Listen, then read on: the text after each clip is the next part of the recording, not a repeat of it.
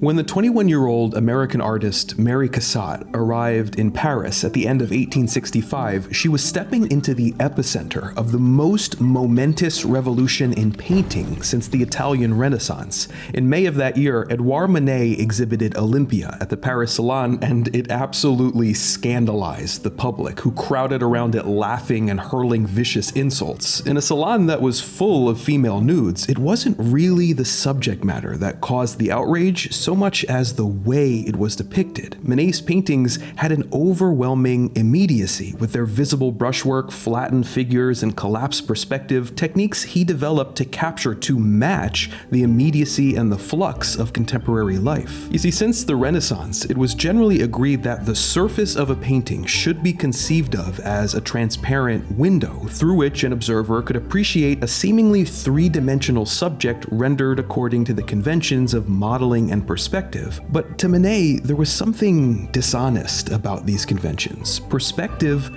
is an illusion. The picture plane is not a window, it's a two-dimensional surface covered in paint, and Manet's work refuses to let us deny that. But there was a cost to these innovations too, and you can see that cost in the blank stares of Manet's subjects. As art historian Pierre Schneider puts it, psychological depth suffers from the loss of the recesses opened up by perspective. Trapped in the narrowing gap, the figures of Manet's pictures became flattened, disoriented. Was there a way to preserve psychological depth without reverting to stale conventions? The artist who solved this puzzle better than any other was Mary Cassatt. Hailing from an upper-middle-class family in Pennsylvania, Cassatt studied painting in Philadelphia before moving permanently to Europe, where she honed her craft under different teachers in various places and soon got a number of her canvases accepted to the Paris Salon. Her interest from the very beginning was in people. Even in her early genre painting, she's looking for ways to give her figures an inner vitality. The turning point in her career came in 1877 when Edgar Degas invited her to exhibit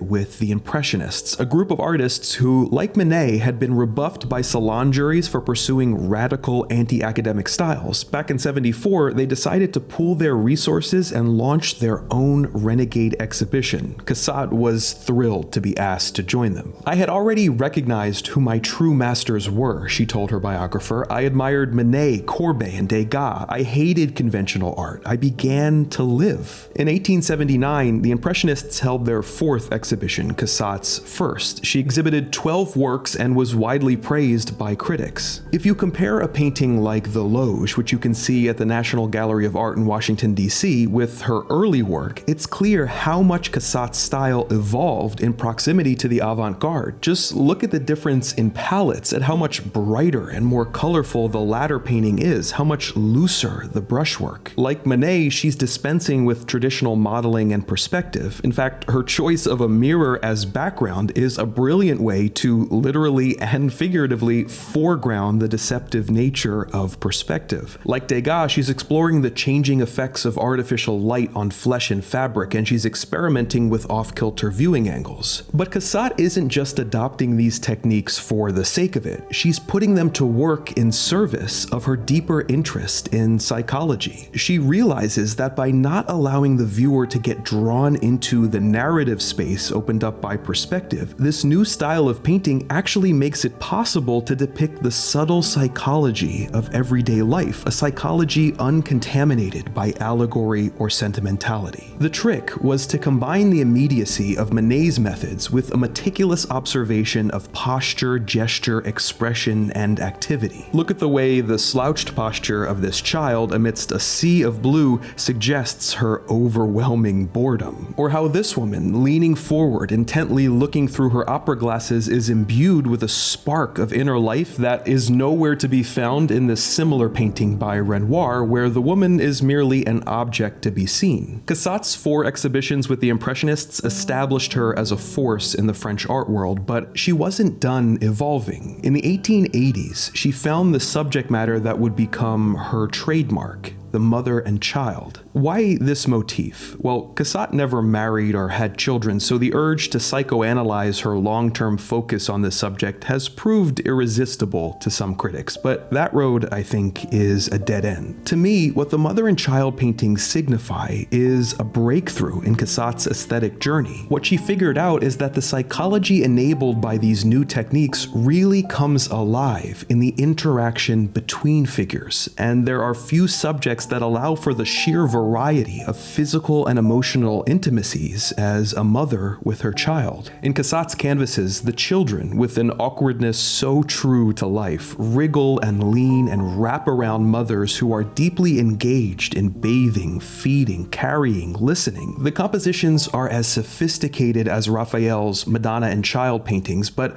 Cassatt frees motherhood from its biblical connotations and also from the idealized but ultimately repressive mythology of motherhood that was so prevalent in the Victorian era. What we see in Cassatt's paintings for the first time in the history of art is the real work and the real joy of parenting. If you are a parent, you'll find, as I do, moments here that are achingly resonant. But you don't need to be a parent to be moved by these works, because remember, they are psychological interactions. There are two equally important subjectivities here, and all of us, at some point, were children. In the mother and child paintings, Cassatt is precise in detail and observation, while always reaching for the universal. She was helped in that regard by an exhibition of Japanese woodcut prints that came to Paris in 1890, which showed her how to emphasize the dignity and monumentality of the mother and child relationship, as Jane Van Buren puts it. The simplicity and flatness of the style enhances the power of the emotions and releases them from social history, custom, and myth. The color prints that this show inspired Cassatt to make are highlights of her career and of the form itself. When Cassatt arrives at the boating party in 1894, which I think is her masterpiece, you can see all the study and experimentation of 30 years united in a painting that only she could make. It's a canvas in conversation with this one by Manet from 2 decades before, and comparing them shows what she learned and what she added to his revolution. As we've seen before from Manet, everything here pushes forward onto the picture plane, accentuated by the profile view of the woman and by the wall of water behind the boat with no horizon to indicate depth. It's arresting. The frame is cropped in a way reminiscent of Japanese prints or photography, and the brushwork is loose and impressionistic, especially in the woman's dress, which echoes the water. The figures presumably have some sort of relationship, but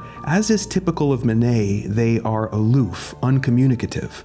Now look at the figures in The Boating Party. Everything in this composition emphasizes the psychological energy moving between these three people. Like Manet, Cassatt gives her own cropped snapshot a two-dimensional quality, choosing a high viewing angle to push the horizon up to the top of the frame, which puts a similar wall of water behind the figures, bringing them forward. There is some impressionist brushwork in the water and in the mother's dress, but in terms of color design, the influence of her print work is obvious. This is a painting made up of large blocks of color: the ultramarine of the boatman's jacket, the cobalt blue of his sash, the mint green of the sail, the pink of the child's dress, the white and yellow of the boat. These bold colors give the painting that monumentality Van Buren wrote about. They also create strong lines, so many of which draw our focus to the mother and daughter in the center of the canvas, where Cassatt creates a ball of tension. The mother's face is calm, if alert, but that calmness is betrayed by the little girl who is wriggling in her lap. I know that wriggle very well, and I also know the strength that would be needed in this arm to hold her child in an awkward position. The pressure of that grasp is echoed and impinged on by the boatman's hand on the oar. The boatman, with his broad back, that dark block of ultramarine looming in the foreground, adds a touch of menace to the scene that is heightened by the frightened look in the girl's eyes